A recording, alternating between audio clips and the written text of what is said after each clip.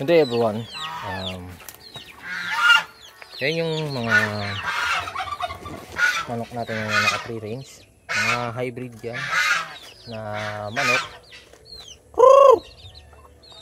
This is yan, wala sila sa ating range area. So nandito sila sa taniman. So ang kagandahan yan, dahil hybrid sila, kaya sinabi natin hybrid kasi cross na sila ng ating mga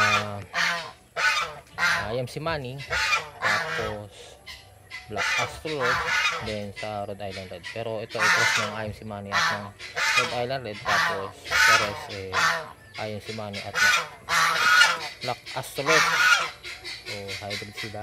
So yung ating gansa nakawala.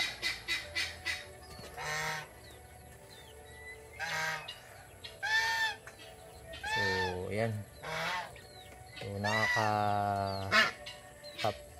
sila ng kanilang kakainin na damo. Kahit itong ating pabo, ganun din. So mas na-adapt nila yung area dahil doon mas na-adapt nila yung area na napupunta nila, mas hindi sila sa sakit.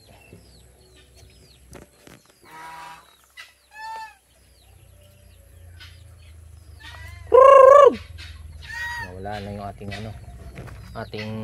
hybrid na mga manok. So yan, nandito sila, nagtitipon-tipon sila Dito sila sa ilalim. Nakawala sila dyan sa butas kasi yan.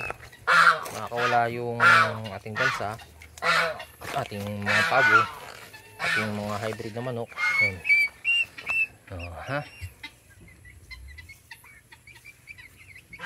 Ayan sila kumakain ng damo dyan. Ayun, kita nyo naman anong ginagawa nila sa damo.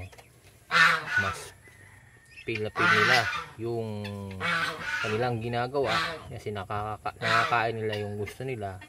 Pag ganito yung ating range, ganito yung ating area, mas nakakatipid tayo sa patuka. Pwede natin mapanatili yung sinasabi ng iba na 70% na organic yung kanilang kinakain at 30% na lang yung feeds. So mangyayari niyan, pwedeng hindi na tayo magbigay ng feed sa umaga, o bibigay na lang tayo ng feed sa hapon.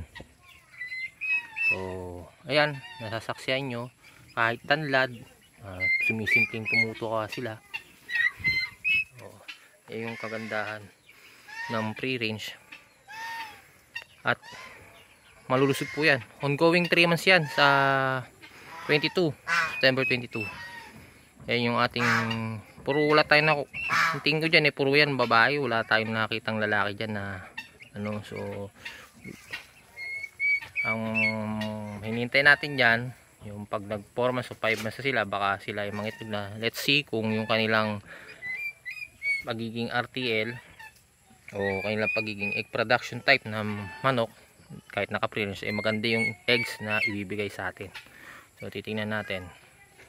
Kasi kung hindi maging maganda yung eggs na binibigay nila, by December, siyempre, atin silang kakatayin.